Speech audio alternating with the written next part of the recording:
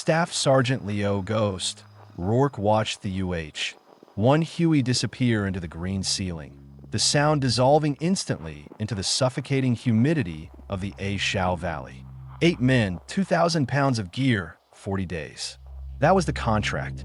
Operation Kingfisher Snare was less a mission and more an enforced burial.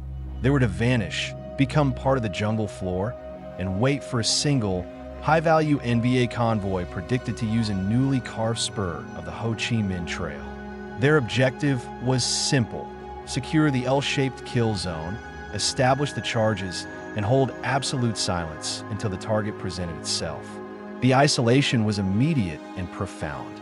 Rourke's team, designated Rattler 3 Actual, began the grueling process of entrenchment. Every movement was slow, deliberate, masked by the incessant dripping of the upper canopy. They dug in along a ridge line, carving out subterranean hides covered by triple-layered camouflage netting that needed constant maintenance against decay and insects. The psychological burden began the moment they dropped their rucksacks. Rourke had served 3 tours, but the thought of 40 days of static, focused silence behind enemy lines was a crushing weight even for him. He positioned Corporal Vargas, the point man and communications specialist, in the central hide. The rule was absolute: no radio contact unless the camp was overrun or the convoy was visually confirmed. Only the prearranged single-digit burst codes for weekly status checks were authorized. The remaining men, hardened veterans all, except for the newly assigned Private Miller, set about securing the 4 Claymore fields and testing the detonation wire, snaking it 400 meters through the dense, unforgiving undergrowth. Miller, 19 and fresh from the Nam, kept glancing up, a palpable nervous energy radiating off him. Rourke saw the fear in the boy's eyes, the fear of the jungle swallowing him whole, and recognized the first stage of the 40-day test: surviving the wait itself. This wasn't combat. This was a forced meditation on mortality, where the slightest twitch, the loudest cough, or a poorly concealed waste pit could bring 50 enemy soldiers down on them long before the target arrived. The waiting began not with a bang, but with the deafening hum of billions of insects and the certainty that they were the deepest, quietest Americans in the entire theater. The first 10 days were a relentless siege waged by the environment itself. The monsoon season had not yet fully broken, but the daily, torrential downpours turned the red earth into slick, leech-infested mud, making movement nearly impossible. The men lived in a state of perpetual dampness, their skin beginning to blister and peel from the constant friction of saturated uniforms and the relentless assault of tropical fungi. Rourke enforced the camouflage discipline with brutal efficiency. Even shifting weight required agonizing slowness. Private Miller cracked first, not under fire, but under the silence. He woke up screaming on the 7th night, convinced a scorpion the size of his fist was crawling into his ear canal. Rourke did not yell.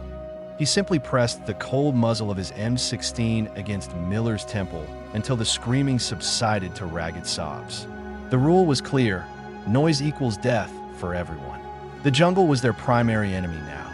The sounds were overwhelming yet deceptive. The snap of a branch could be a deer or a recon patrol. The distant sound of a bulldozer could be the NVA expanding the trail, or just the mind playing tricks. Rourke himself battled crippling sensory deprivation during his 12-hour shifts observing the trail below through a set of high-powered, military-grade binoculars. The path was empty, eternally empty, but the mission profile demanded they remain, based on satellite imagery and signals intelligence that confirmed the trail spur was being prepared for heavy traffic.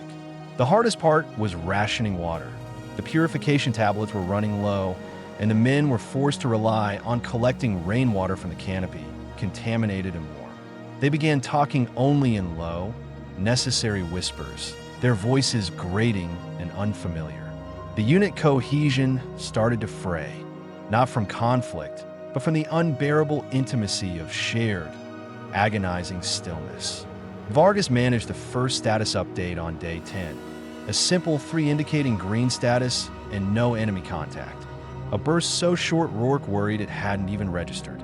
They had survived the initial shock, but the endurance test, the long, slow mental decay, had just begun. Every man realized that 30 more days of this slow erosion lay ahead. Day 15 brought the first true anomaly, something that wrenched the men from the sterile focus of their self-preservation routines and sharpened the edge of the surveillance. Rourke, observing the trail, noticed movement, not the heavy, measured step of an NVA patrol, but something lighter, faster. It was a child, no older than 10, carrying a woven basket and wearing patched civilian clothes. He walked the length of the planned kill zone, stopping occasionally to kick at the dust or examine the dense foliage bordering the trail. He was scouting. Rourke held his breath, radioing a silent hand signal to the man next to him, Specialist Chun. The child reappeared 3 hours later, walking the opposite way, now empty-handed, moving with the practiced stealth of someone who had done this many times. This wasn't a tactical patrol. This was the eyes and ears of the local populace, likely used to spot tripwires or unfamiliar disturbances. The sight hammered home the reality of their deep penetration into enemy territory, where the lines between soldier and civilian were blurred to non-existence. Killing a child scout was a moral line Rourke desperately hoped he wouldn't have to cross, but the mission dictated absolute security. The focus intensified. Every leaf, every broken twig near the trail had to be memorized and checked against the child's movements. The path itself remained maddeningly empty of the strategic targets they were waiting for. They watched the sun rise and set over the empty dirt track 25 times. The psychological torture became the focus on minute detail. Rourke developed a tic, constantly checking the tension on the firing wire. The men were now communicating entirely through gestures and subtle eye movements. They stopped seeing the jungle as a threat and started seeing it as a symbiotic partner, their shelter, their camouflage. But the waiting was dissolving their sense of self. They were Rattler 3 Actual, the ghosts who guarded an empty road, praying for the 90 seconds of violence that would justify 40 days of agonizing inaction. By the 25th day, the unit was running on fumes and instinct. The rations were strictly halved, reducing the daily meal to a few bites of cold ration sludge and a single canteen refill. The physical deterioration was evident: weight loss, dark circles under their eyes, and an overriding smell of sweat, damp earth, and neglect. The physical hardship amplified the mental stress. Arguments arose over perceived slights: who got the better lookout post, who drank slightly more water. Corporal Vargas, usually the most stoic, snapped at Rourke when Rourke insisted on moving the waste pit further down the ridge. Rourke understood the resentment. They were professional soldiers trained for action, yet their mission required them to behave like entombed cave dwellers. This confinement was the most profound disrespect to their training. The existential dread peaked when a large, brilliantly patterned krait, one of the deadliest snakes in Southeast Asia, slithered across the floor of the central hide during a shift change. Private Miller, positioned nearest, froze, his breathing shallow and quick. Sergeant Rourke, exhibiting the preternatural stillness that earned him the nickname Ghost, did not flinch, did not make a sound, and, most crucially, did not draw his sidearm. He simply waited, rigid, until the snake passed inches from his boot, vanishing into the darkness. The incident, lasting perhaps 45 seconds, was a far more terrifying test of discipline than any mortar attack. Had Miller reacted, the shot, the commotion would have blown their cover instantly. Rourke looked at Miller, whose face was ghostly white, and merely gave a slow, deliberate nod. The message was clear: discipline is survival, even if it means dying in silence. The encounter re-centered the men, reminding them that the jungle cared nothing for their mission or their endurance. It merely awaited their mistake. They were 15 days from the anticipated end of the wait. Yet the emptiness of the trail below suggested the intelligence might have been utterly wrong, meaning this forced hibernation could last indefinitely. Around the 30-day mark, the sensory monotony was broken by the faintest whispers of the outside world. Vargas, meticulously monitoring the high-frequency spectrum, began intercepting fragmented NVA communications. They weren't tactical, just logistical chatter. Supply routes, rice allocation, complaints about the heat and the broken axles on trucks further north. Hearing those mundane complaints humanized the enemy, adding a sharp, cold edge to the impending violence. Rourke listened to the garbled voices, picturing the men who would soon be driving the target convoy. Men who likely missed their families and complained about the monsoon, just like his own troops. This realization didn't breed sympathy, but rather a chilling necessity. The closer they felt, the easier the killing would be when the time came. Rourke devoted the next 3 days to preparing the primary explosive charges, mixing plastic C4 with diesel fuel to create maximum impact and spread. This physical act, the careful kneading of the explosive, the insertion of the blasting caps, was the only active combat preparation they had performed in a month.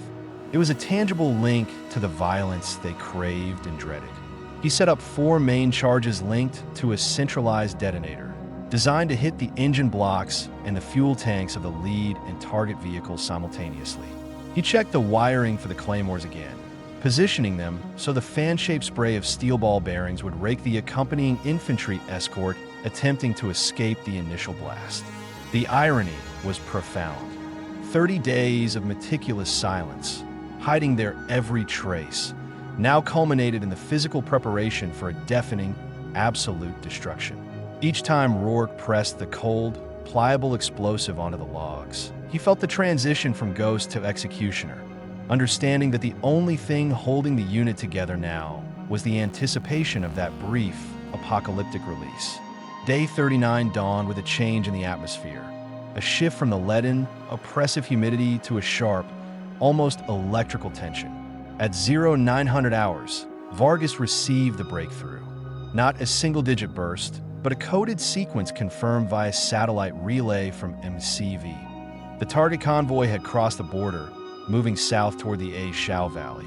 ETA, 24 to 36 hours. The long, stagnant wait instantly evaporated, replaced by a crystalline, hyper-focused adrenaline rush.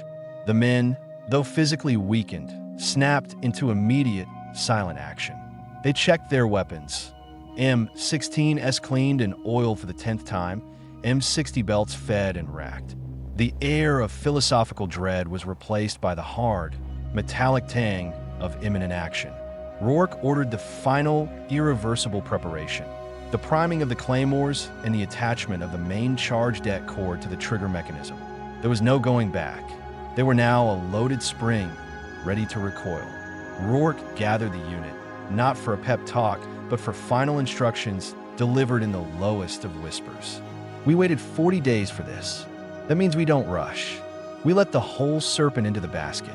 Wait until the target truck is exactly where the map says, and only then hit the bird. We do not engage the escort until the primary explosives detonate. 90 seconds of hell, then we vanish. If we draw this out, we die here. He looked at Private Miller, who no longer looked scared, but simply rigid with focus.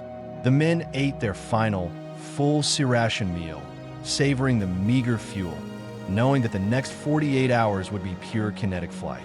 The silence of the jungle, once a torture, now felt like a fragile shield. They listened intently, no longer for the rustle of leaves, but for the heavy, unmistakable sound of diesel engines approaching their quiet corner of the war. The night of day 39 felt like an eternity compressed into agonizing minutes. The patrol rotation ceased.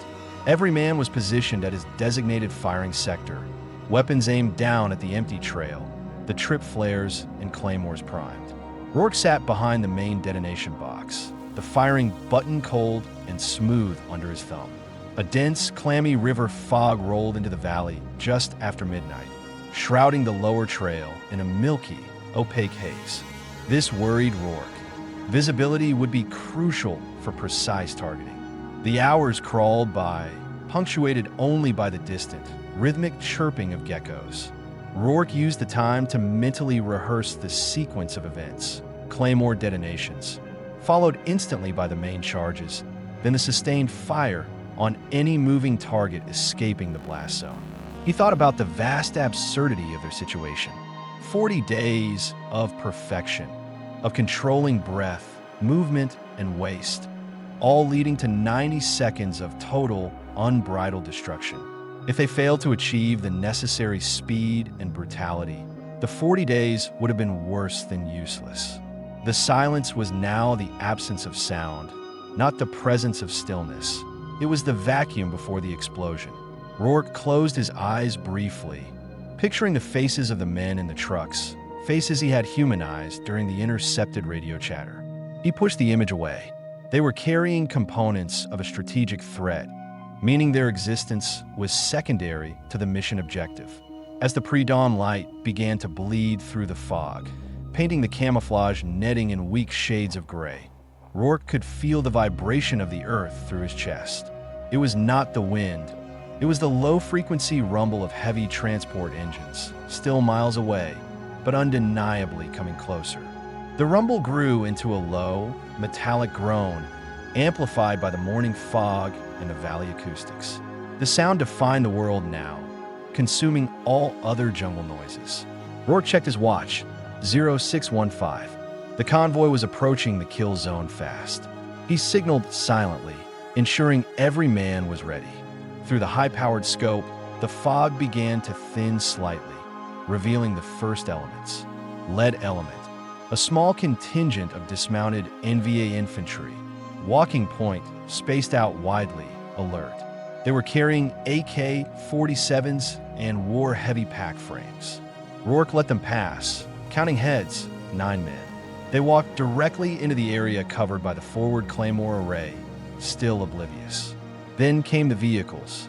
First, a beat-up Soviet GAZ truck, likely carrying troops and basic supplies, acting as the main decoy. Rourke resisted the urge to trigger. The high-value target was the second truck, identified by intelligence as a modified, heavy-duty vehicle often used for radar or communications gear. The crucial moment arrived. The GAZ truck was halfway through the kill zone when a modified, boxy target truck crested the slight rise and entered the killing field, positioning its engine block directly over Rourke's primary charge placement. The driver, visible through the windshield, was singing softly. Rourke's vision narrowed to the position of the truck. The escort infantry had now passed the primary Claymores and were walking toward the bend in the trail.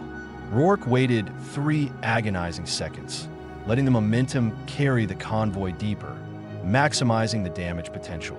The silence was broken only by the rhythmic squeak of the target truck's poorly oiled axle. The decision was made. The waiting was over. Rourke slammed his thumb onto the detonator button. The world dissolved into a blinding, deafening 90-second frenzy. The blast was not a single boom, but a staggered, simultaneous cacophony. Rourke hit the main charge first. 4 hidden C4 packages ignited, creating twin plumes of black and orange fire directly beneath the lead and target trucks. The heavy transport was lifted violently off the ground, the metal frame snapping like dry bone, engine blocks detonating as the fuel tanks vaporized. Shrapnel and flaming debris tore through the surrounding trees. Instantly, the secondary Claymore charges were triggered, spraying hundreds of steel spheres into the dispersed infantry walking point. The men collapsed without a sound, their screams cut short by the sheer velocity of the shrapnel. Rattler 3 Actual immediately opened fire. M16S and the M60 Spitting disciplined, controlled bursts into the wreck and the remaining dazed NVA escort pouring out of the 3rd truck behind the kill zone. The target truck was annihilated, a smoking ruin confirming the mission kill. The remaining enemy soldiers, caught between the flaming wreckage and the invisible source of the ambush, fired wildly into the jungle, their return fire inaccurate and panicked. Rourke grabbed his own weapon, firing deliberately into the last surviving elements trying to take cover behind a log. The jungle, which had been their silent refuge for 40 days, now screamed with the sound of war, rapid, brutal, and overwhelming. The unit fired until they saw no more movement that wasn't caused by fire or explosion. The assault had been rehearsed thousands of times in their minds, and the execution was flawless, swift, shocking, and total. Rourke counted the seconds in his head. 88, 89, 90. He triggered the halt signal, the sudden silence after the sustained volume of fire feeling like an actual physical blow to the head. The silence that followed the 90-second massacre was deeper and more profound than the 40 days of enforced quiet preceding it. The air was thick with the acidic smell of burned cordite, diesel fuel, and incinerated flesh. Smoke rose in twin pillars from the destroyed vehicles, signaling their position to every enemy unit within 5 miles. Rourke, adrenaline still surging, immediately began the damage assessment. Corporal Vargas and Specialist Chen secured the perimeter while Rourke, moving with the practiced urgency of a man who knows he has used up his allotted time, moved into the kill zone. The target truck was reduced to scrap metal, its cargo, heavy radio equipment covered by a canvas tarp, shattered and burning. Strategic objective achieved. There were no survivors in the lead 2 vehicles. The forward infantry escort was a scattered tableau of broken bodies. Rourke found Private Miller, standing rigidly over a fallen NVA soldier, his face smeared with soot, his M16 pointed at the earth. The fear was gone, replaced by a cold, operational emptiness. Rourke didn't speak. He simply slapped Miller on the shoulder and pointed to the rendezvous point. They had minutes, perhaps 5, before the NVA reacted to the colossal detonation. Rattler 3 Actual began their frantic exfiltration, shedding non-essential gear, trading the meticulous stillness of the last 40 days for the desperate, headlong flight of men who had just committed an irreversible act of violence. As they plunged back into the triple canopy darkness, leaving behind the smoking ruin of the convoy, Rourke looked back. The silence of the jungle had returned, but it was no longer the silence of expectation or endurance. It was the vast, heavy silence of the dead, echoing the high cost of waiting for a mere minute and a half of absolute war.